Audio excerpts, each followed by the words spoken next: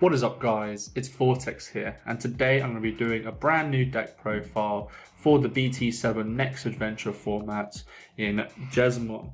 Jesmon, I think, is going to be a very big contender this current format until certain things happen with the ban list, primarily Savior Huckmon.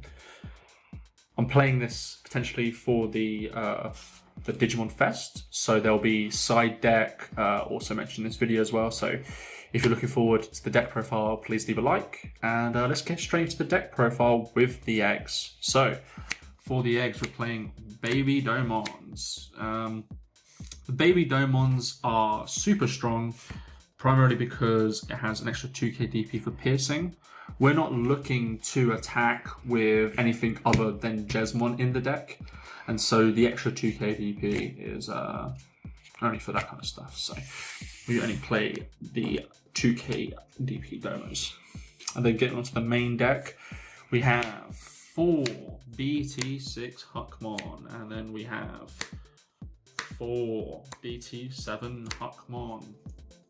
BT6 Huckmon is obviously the primary way that we search cards in this deck. Look at the top 5 and search basically the whole deck is super strong.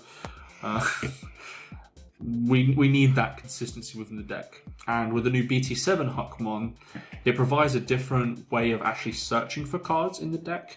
Basically, when we attack, we get to look at the top 5, and if there's any system ones, we can add them to the hand. And what we tend to do actually is we use Savior Huckmon to use its effect first before we use the effect of Jesmon, because then we could get more searches for system ones in the deck, and then put them on the field with Jesmon. So we will be playing 4/4. I think that's just kind of like standard. What isn't going to be standard though for a lot of people is the 4 Galsmon. Now, Galsmon has basically risen in popularity just due to the fact that it really makes it a lot more difficult for hybrid players to go along with their turns, and also with other cards in the format like 60% win rate for Lilithmon. The reason why we play this is because it is just a massive counter to that. Forcing them to have way more evolution cost is super important, and slowing them down so we can have our massive turn and massive blowout turn in general is what we're looking for in this deck. So the Galsmon is actually very useful, and it actually has a decent effect where if there's another one on the field, you gain 3k DP, which is really nice, and it becomes like a very nice card to play and then also rush with. Then we get onto the first Systemon, and it's 4 Systemon Blanc. And we also play 2 Systemon Blanc Awakened. This is a proxy, I don't have it right now. But the Blanc is obviously the main blocker of the deck, and the Awakened is the brand new one from BT7. It's a very interesting card because it feels like recovery shouldn't be in red, but red has a way to recover now, and that's very interesting. The actual most important application of this card, however, is the on-deletion effect. The on-deletion effect basically allows you to add a Systemon, a Huckmon, or a Jesmon. I'm pretty sure that's what it says, if I'm correct. Huckmon, Jesmon, or Systemon. Yeah, so except for itself, basically. And what that basically does is that if your opponent swings at security, and you're missing one of the few pieces that you need to blow up, their opponent's security, that could be stuff like maybe the level 5 Savior Huckmon, or it could be looking for the level 6 Jesmon. It just means that we have more consistency in the deck, whereas before we didn't really have that much. So we play that. And then we get on to the level 4s. So for the level 4s, we're playing the 4 Greymon. I still think Greymon is the best level 4 for this deck, other than its themed level 4. And the extra security attack obviously allows us to go for our OTK turns. And yeah, it's a that's the one word I can't say. Necessity. Lovely. And then we also play the 4 Bao Huckmon. The Battle Huckmons are obviously another pivotal card in this deck. It just basically means when we attack, we can delete things instead of using stuff like using suspended Digimon to attack into or lower DP. So this card just allows us to delete potentially even blockers, which is very nice. So we play 4 of each of those, and then to finish up the level 4s, we play the 2 Agunimon. People have cut this completely, and I understand why. It's kind of like a slow card, but what I want to do is actually have a more consistent way to actually end the game, which is one of the problems this deck sometimes has, where it just requires one more attack. And what this card basically does is that for 2 costs, it basically ends the game. And I know there's cards like Omnimon, which we play later in the deck, that allows you to go for that OTK turn. But at the same time, it's 4, and it's it's a level 7, so if it requires you to have the level 6 on field as well. So I like the Agunimon basically. So we play 2 of those. And then going on to the system on seals, we only play 2 of these, and the more and more I test with this card, the more and more I don't like it. It has its applications, for sure, like having the ability to gain 1 extra memory to go into some of our 1 memory cost option cards is very strong, but it doesn't really have that much else going for it. The extra 2k DP is nice, and it takes us out of the threshold for a lot of level 6 Digimon, but it just doesn't do enough, which is the reason why we play 4 Blanc and 2 Awakened. Also a note on the Awakened version of Seal, it's not good. The ability to get rid of a cost of 5 or lower is okay, but it doesn't do enough for the 6 cost. So we avoid that. Going into the level 5s, we have 4 Savior Huckmon. The Savior Huckmon is obviously the card that is going to be hit very soon actually, in April, where you can only play 1 of this card. So we play 4 of it right now because it's that strong. The ability to unsuspend obviously is what makes this deck so good, basically, to the point where it choked a whole format. So yeah, we play it. It's no brainer. And then to finish off the level 5s, we have 2 Wargroundmon.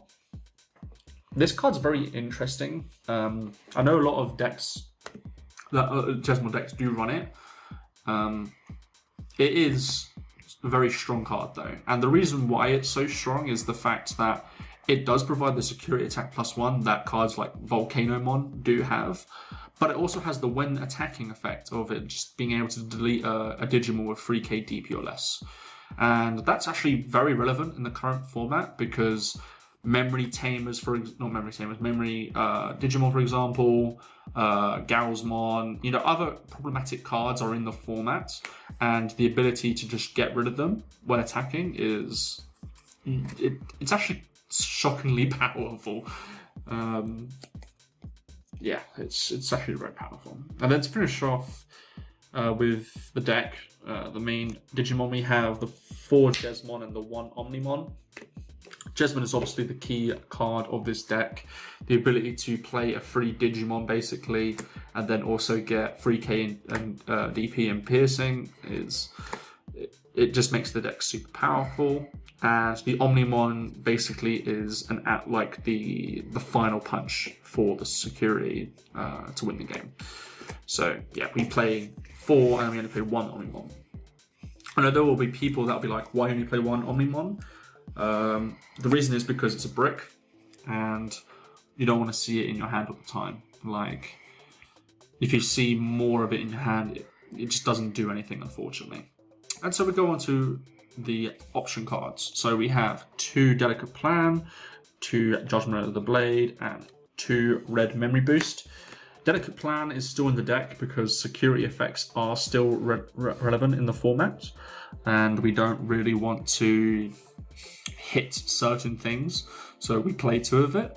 We also play 2 Judgment of the Blade, and the reason why I play 2 Judgment of the Blade is because the ability to target non-suspended Digimon is something that this deck very much requires, because it allows us to get rid of problematic Digimon that we can't really touch in the main deck. And we also get a plus from that.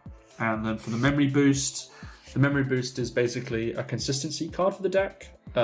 We have problems finding certain cards in this deck, such as the Jesmon, the Savior Huckmon. Those cards we desperately need for this deck. So if we can hit them through red memory boost, it's all very good. And the fact that we get extra 2 memory actually plays a massive pivotal role in the deck, because it basically allows us to get into our Jesmon a lot more easier. But also, if we have the Jesmon in play, we can pop the red memory boost to activate cards like Judgment of the Blade and A Delicate Plan to have a massive swing turn and potentially win the game. Then we go on to the final card of the deck. It's free Tai Kamiya, arguably the best tamer ever made, quite honestly.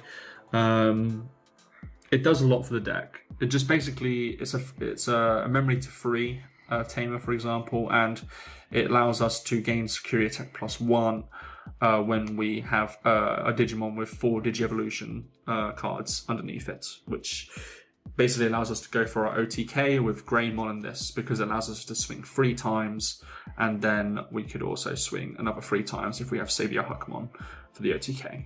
So we play that for sure. Now we get up to the side deck. The side deck is still under construction, because I'm still trying to figure out what cards I should add, what cards I shouldn't add, what would be better for certain situations. But I'm pretty happy with this at the moment. So we're going to start off with the 2 Neo Devi Mon. The Neo Devi Mon it's a blowout card. It sucks when you have to hard play it because it costs 7, but the pressure it provides is insane. In the current format, hybrids are key, with other decks basically relying on tamers to get memory. And having the ability for them to pressurize them paying 7-6 memory just to play a tamer is insane. Like, if they play, for example, a lot of the hybrid tamers from BT7 are 3 cost, it then moves up to a 6 cost, right? And if they have like cards that are like free, so it's like you can play this card for free, it becomes their original cost. And so having those swing turns is super strong. So we play 2 of those. Then we go on to the security package of Geo Greymon and Quadramon. So these cards provide different things, but the main thing that we like about them is the fact that they get to be played on the field. So it provides another body on the field, and it also provides us with an additional bonus when they are played. So for example, Quadramon adds consistency to the deck with the draw 2, which is really pivotal in certain scenarios, because we are looking for certain cards, such as the Jesmons, the level 5s, etc. But the Geo Greymon allows us to get rid of a lot of problematic cards. This could be like memory Digimon that are problematic and stop us from using our red memory boost. But it's also stuff that's just like problematic, like small blockers. So we love this card, and we play 2 of each in the side deck. And then to finish off the side deck, we have 2 Tiaramon and 2 Mechanorimon. The Tiaramon is quite self-explanatory. It's because we just don't have a memory blocker in red. We have Galsmon, basically. And Galsmon's very powerful, and it's very powerful in the current meta, but having abilities like removing the ability for Lilithmon, for example, remove their ability to gain an extra 3-4 memory for just playing 3 cards it swings the turn. And the Mechanorimon is, I can already gather, is going to be a bit of a weird one, and it's kind of like weird because if you're playing this black Digimon, why are you not playing Tumon? The reason why we don't play Tumon is because it's 1k, and it doesn't sound like a crazy change, but the 1k does sometimes make a difference. And the Mechanorimon, you don't want to Digivolve into it because it costs 3 to Digivolve at level 4. So it just means that you should just hard play these cards instead of trying to Digivolve into them. Anyways, that has been my deck list for the Digimon BT7 format for Jesmon. What do you guys think about the deck list? What do you think there's any changes that I should make? Do you think there are some cards that I've overlooked? Let me know in the comments down below. Don't forget to like and subscribe, and I'll see you guys next time.